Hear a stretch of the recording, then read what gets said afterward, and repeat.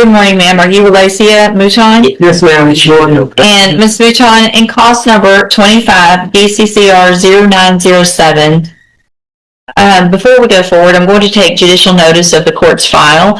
It looks like there was an evaluation done by Dr. Capon last year with regard to competency, and that we received that report back in October, and Ms. Mouton was found competent to stand trial. Is there... Did this in January 20th. The competency report's from October. You found her competent January 20th. That's on my file. If that's also just. Okay. Maybe we didn't get her back. I don't know why. She didn't. There's a lot of things that were. Hold on. I don't think she was ever taken anywhere. No. So I don't know why. Anyway. Found competent based on that report. There hasn't been any other reports that I know other than the Dr. Capon report from back in October. And so any other issues at this point with regard to competency? There you are. All right, so in cause number 25, DCCR 0907, Ms. Mouton, you're charged with a second-degree felony offense of assault on a peace officer.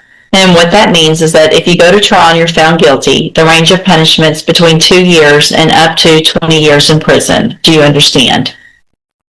I need you to answer out loud for the record. I understand. Thank you.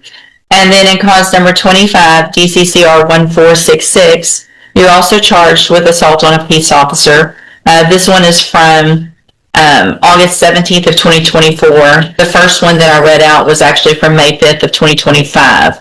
So this second one, same thing, is a second-degree felony. If you're found guilty, the range of punishments between 2 years and up to 20 years in prison. Do you understand? Yes, ma'am. And then in cause number 25, DCCR 1467, you're charged with the state jail felony offense of possession of a controlled substance from August 17th of 2024.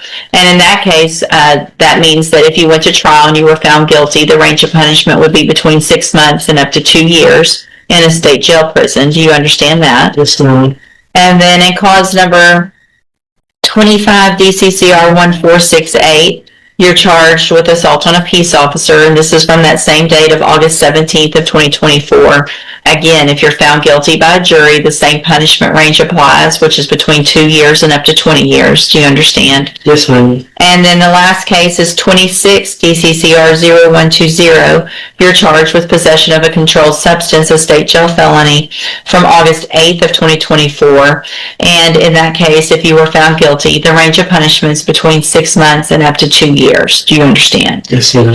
I have here on the tablet plea bargain rejections that you've signed with Mr. Rojas that shows that the district attorney's office has made offers in your cases if you wanted to enter pleas of guilty for 8-year term in prison and on all of those assault on a peace officer cases that would run at the same time concurrently, and then a 2-year sentence in the state jail prison on those two.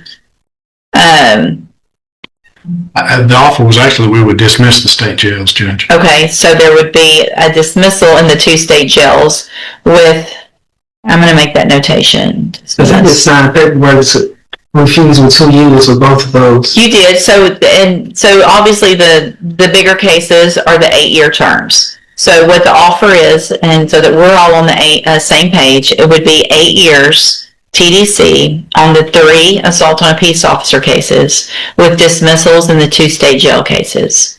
Does that change your mind? No, ma'am. Okay.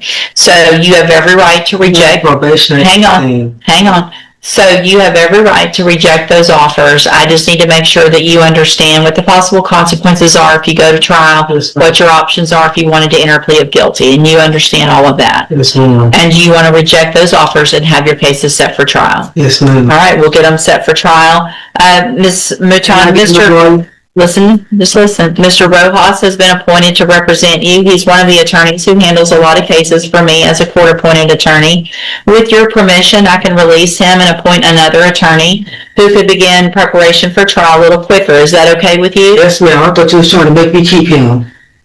Well, it wouldn't be the worst thing because he's one of the best lawyers we have. I understand. So, Mr. Rojas, you're released, and Ms. Mouton will give you a new attorney. They should be out to see you very soon to begin preparation for trial. You can go back with the bailiff.